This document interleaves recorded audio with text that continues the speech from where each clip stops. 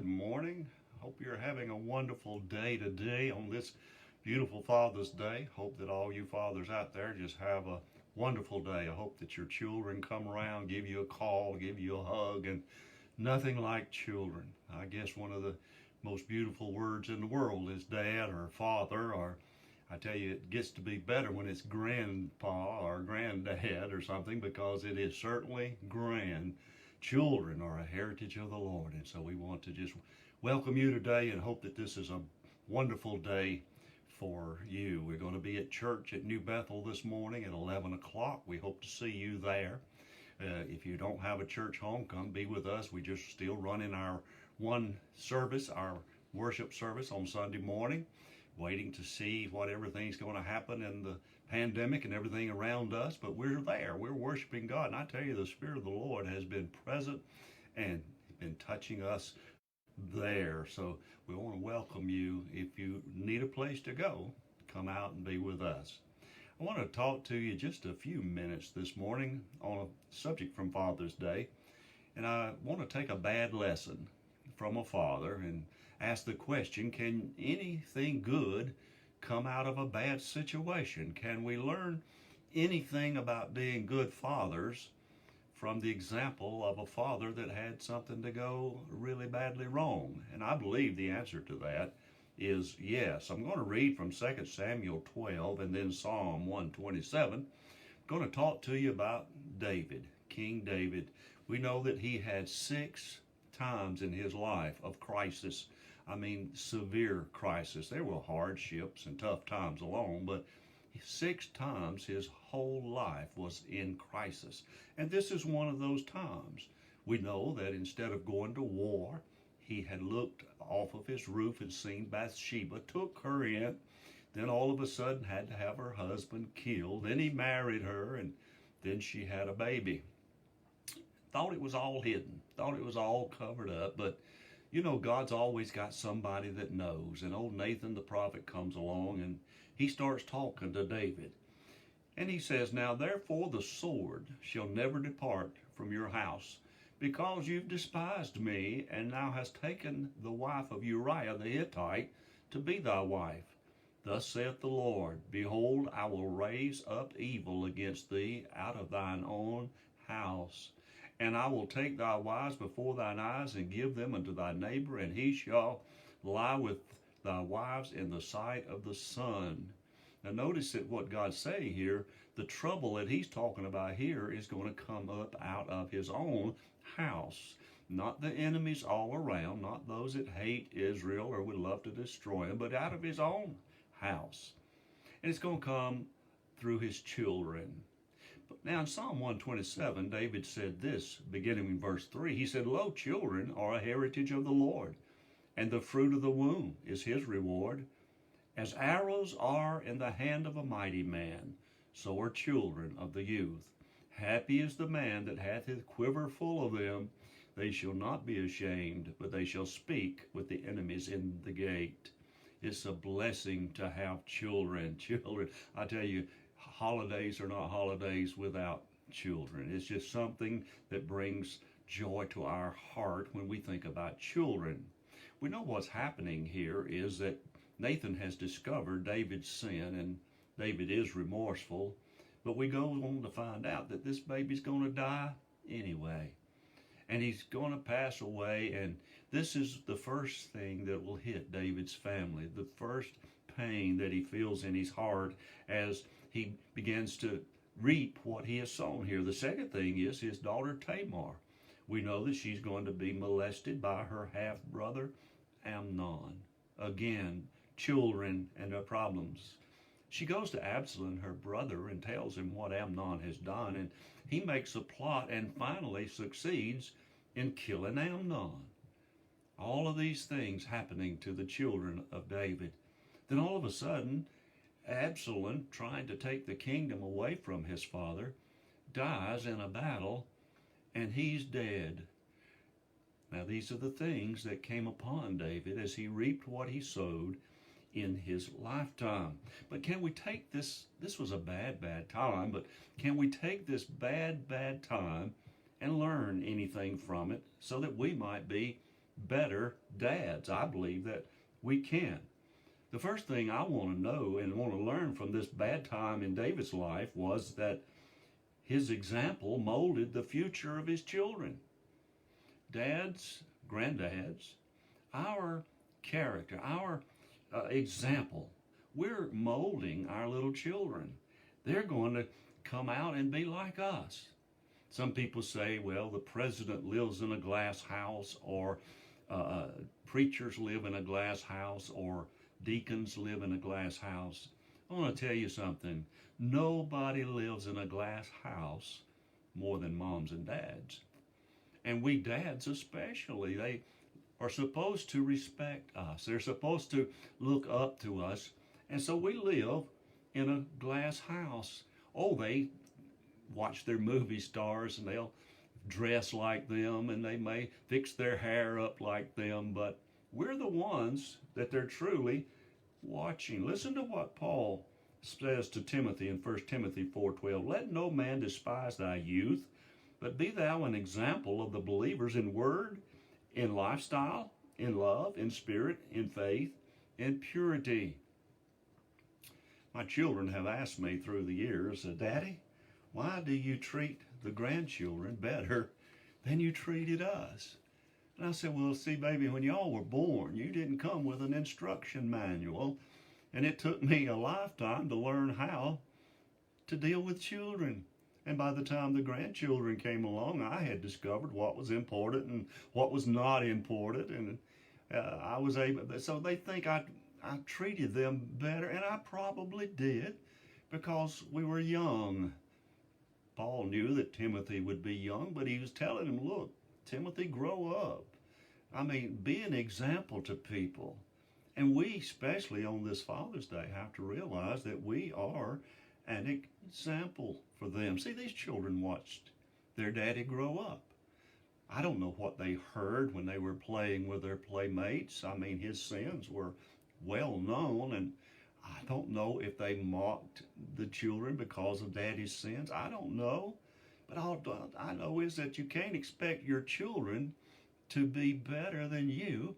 You can't expect your children to do things better than you. You've got to be an example. He couldn't expect them to be any better when he wasn't doing any better himself. So we have to understand, men, we are an example to our children. The second lesson I can learn from this is we owe a good example to our children. Psalm 19:14 says, let the words of my mouth and the meditation of my heart be acceptable in thy sight, O Lord, my strength and my redeemer. There's a sign that hang in the mills in Graniteville, South Carolina, before it shut down and moved away, and it said something like this, that out of the mouths of babes and sucklings come things grown-ups should never have said in the first place. Now, isn't that the truth? When our children were small and they had little ones over visiting, spending the night with them, sometimes they'd get real rambunctious, and you'd hear some words that we don't talk in church and Sunday school. And my wife would ask them, said, where did you learn that word? Well, my mommy and my daddy say it. We owe our children to have good speech. Say the right things. You say, but Terry, everything's not going to go all right all the time. No, it's not. But we don't have to talk it in front of our children. We can save that for private time between the wife and ourselves, and we can talk about the problems, the hardships, and all of those kind of things. We owe our children to say the good things. See, what you say about me is what your children are going to say about me. What you say about the president is what your children are going to say about the president.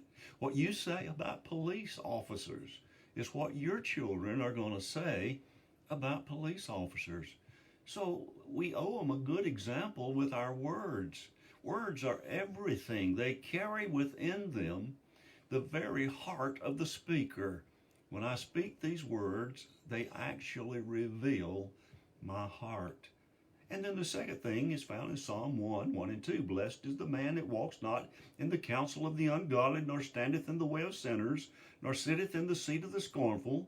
But his delight is in the law of the Lord, and in his law doth he meditate day and night. We owe our children a good example of conduct, the way that we live our life. Why is that? Our children going to act like us. I know when mine were just babies. Sherry was just barely walking. Joey wasn't but 3 maybe. And I'd go in the living room and they're playing church. And oh, she'd be getting prayed for and Joey'd be the preacher. He'd grab her by the head and push her down. What was he doing? He was imitating some of our church services that really got going, you know what I mean? And so he was imitating us. And our children are going to do that. The way you treat your wife, husband, is the way your sons are going to treat their wives. Now, think about that for a minute. Do you really want your sons to treat their wife the way you treat your wife? The way you treat other people, the way you talk about other people? We got to understand that we are an example in our conduct, the way that we conduct our lives. Can we ask them to do things that we don't do? I've heard it from a child, and most of you probably have also, that don't do as I do, do as I say do. Well, that's hypocritical, and the kids know it. Now we think kids are smart. They know when we're talking hypocritically. Don't ask me not to do something that you do yourself, Dad. We're to be an example in speech, in conduct, and finally in 1 Timothy 1:5. Now the end of the commandment is love out of a pure heart and of a good conscience and of faith unfeigned. We ought to demonstrate to our children godly character. They ought to know that we're people of integrity. At the end of the road, when it's all said and done and everybody is remembering us, will integrity be a word that they use? That's really the most important one. It doesn't matter how many churches I have pastored. Doesn't matter, I've preached thousands of sermons, thousands. That's not going to matter at all. I know tons of people. My lifetime has been full and rich. More people know me than I know myself. I can't remember all of them. They can remember one person. I can't remember a whole crowd. But that's not going to matter. All that's going to matter is on that final day, will my family look at me and say, he was a man of integrity. My dad was a man of integrity. It's all that counts. And when we're not, it shows up in our children and they suffer also. The third thing I want to look at, a lesson that we can learn out of this bad experience of David, is the most important thing you can give your children is your time. Now, I know children and adults think it's money. Now, we think that if we give them money, send them away, everything will be fine, but it's not. The most important thing we can give them is our time. David didn't have time for his children. Tamar was having a problem with her half-brother, but she couldn't go to her daddy. Even after she was molested by Amnon, she couldn't go and talk to her daddy. She went and talked to her brother. She had someone, but it wasn't daddy. Dads, let me ask you, can your kids come talk to you about anything and you not blow up and you not get angry and you not be judgmental, but you would be understanding? We've got to be men of example and do these things. Even Absalom couldn't go talk to his dad about what Amnon had done, so he purposed in his heart, well, I'll just kill him. And eventually got the opportunity and did. And he had to flee for his life. And guess what? David didn't send for him. Didn't bring him home until he was pressured by those in his cabinet around him to bring the boy home. He brought him home and still didn't bring him into his presence and bless him. He just brought him home. Dads, we're not perfect. We don't know everything. but we can learn some things. If we want to go and fish in a bass tournament, we will study lures. We will study technique. We will study depth of the water temperature, what phase the moon is in. If we want a good job, we will study that job. We will learn as much as we can about it and be the best that we can be, because we want promotions, and then we never ever go to a bookstore, especially a Christian bookstore, purchase us a book on the family and learn how to be better dads. I don't understand that. But anyway, David never stopped loving his children, no matter what happened. 2 Samuel 18:33, and the king was much moved, and went up to the chamber over the gate, and wept. And as he went, thus he said, O my son Absalom, my son Absalom, would God I have died for thee, O Absalom, my son, my son. He would not discipline his son. He would not have a relationship with his son, but he loved his son. And when the son was killed, it broke his heart. So let's remember today that we are examples to our children. We've got to love our children. It's everything. The older I get, the more I desire the love of my children and my grandchildren. My road ahead is shortening up tremendously, and I want it to be filled with love and respect. And that's earned. Respect is earned. I cannot demand respect. You can't demand respect, dads. We've got to earn that respect. Somebody asked a mother one time in the presence of her boys, says, which one of these boys do you love the most? What a question, in front of the boys. She replied, I think, very wisely. She said, the one with the hottest fever, or the one that's crying, or the one that's hurting. That's the one I love the most at that moment. But we love all of our children. But does God's love shine out of us? Does God's love show in our lives in such a way that our children know that we love God? Does it show in your conversation, in your words? Because they're going to say and talk like you. Does it show in your conduct? Are you doing things that you'd be ashamed if your children did them? Or what about your character?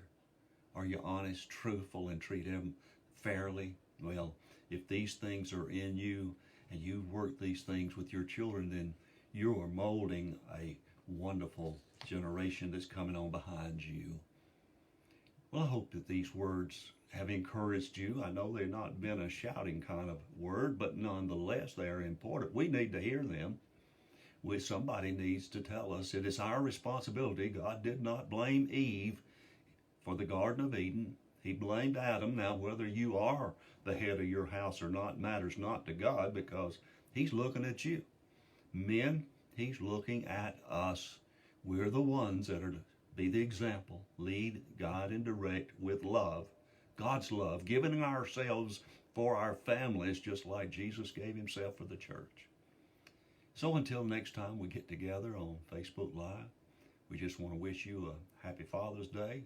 If you're going to church today, be safe. Still a lot of junk out there. We don't want to hear that you're caught and that you're sick with it either. So you just have a wonderfully blessed day. And if your children come, just give them an extra special hard hug and let them know how much you love them. Well, God bless you till next time.